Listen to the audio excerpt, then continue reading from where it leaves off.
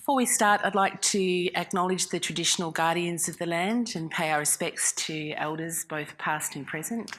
We found this map of Aboriginal tribes on the internet, so all of the different colours are different Aboriginal communities that originally lived in Australia, and just thought that was such an amazing representation of the diversity of Aboriginal people in this country, so just thought we'd share that with you.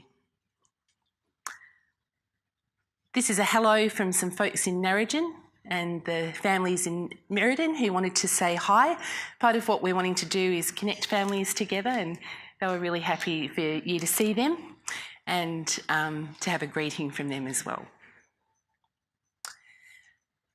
So I'm going to hand over to Bronwyn to do the housekeeping before we get started. Do you want to introduce yourself first? I could do that. Yeah. Okay. So, here's the introductions. Thanks, Bron. Yeah, what about that bit? Okay, so my name's Jackie Mills. That was very rude of me. I should have said hello first. Hello. I'm here because I'm a parent of a 25-year-old young man who often experiences challenging behaviour. And it's one of the reasons that attracted me to the work that's been happening in Western Australia. I've been chair of the guiding committee for the positive behaviour strategy that's hosted by the Commission for the past 5 years. And I'm in that role as a family representative. And it's been really important to me because as my son's been growing up, like a lot of families, I didn't know what to do. I experienced a lot of stigma. I became very isolated. I didn't really know that there was even a name for the things that my son did, or that there might be some good ways of thinking about it. So I've found some answers for myself and my own family by doing this work, and I'm really passionate about sharing that with other families because there's an awful lot of us. There's a lot of us in the room today, but we're just finding more and more families all over the state who are experiencing the same things and not getting the kind of support that they need. So that's why we're all here today. Thanks, Jackie. So I'm going to look a bit silly here. It's not actually making my voice louder. We're filming today, so it's just for future workshops that we do with some of us, because you can see there's a fair tribe of us that come to present. So, yeah. You won't be filmed if you don't want to be. It's really just the presenter, so I just needed to say that. So my name's Bron Pike. I work for Developmental Disability WA, and I'm the coordinator of the Side by Side project, which is a peer partner program which supports families who are experiencing challenging behaviour. And you'll hear a little bit more about that later on. Developmental Disability WA is a membership-based organisation. We're a systemic advocacy organisation, so some of you might already be members, but if not, you can always go online and join us through that. All our workshops are free and membership is free as well, so it's a pretty good organisation. I'm lucky enough to work with these guys. Some of them are family members, and Deb and Craig are from the Commission, and I probably fell into this work with working with families with challenging behaviour, and I probably learnt more from them than any other kind of educational setting.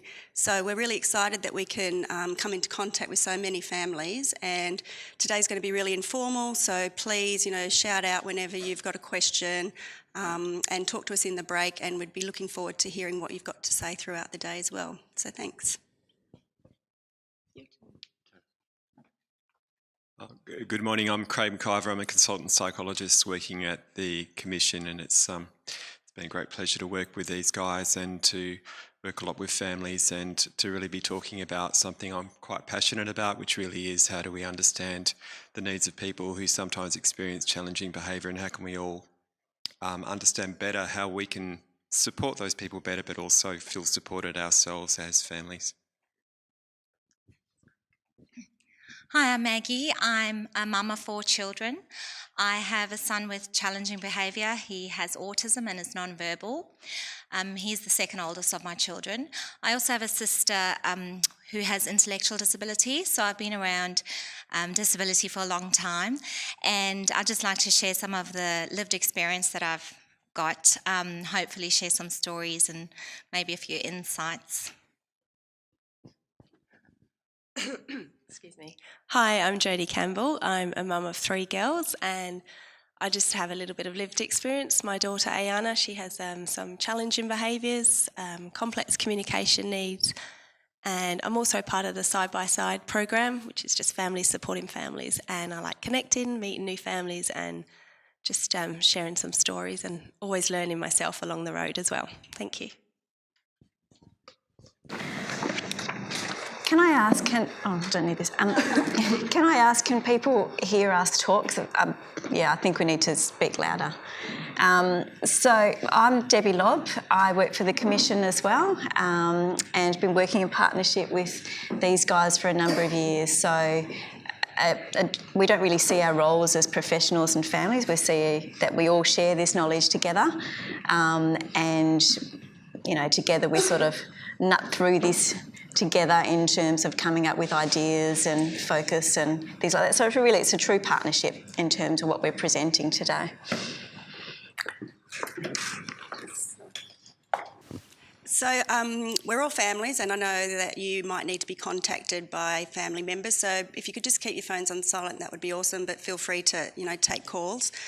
The emergency exit is through those doors, and you'll go right along the corridor out to another little green man, down the stairs, and the muster point is just in the village across there. If you need to smoke, smoking is permitted, but just has to be out on the grass as well.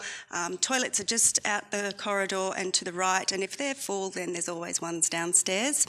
And lunch will be at 12, but help yourself to tea and coffee and nice little snacks that Mary's already organised over there throughout the day. So, Thanks, Bron.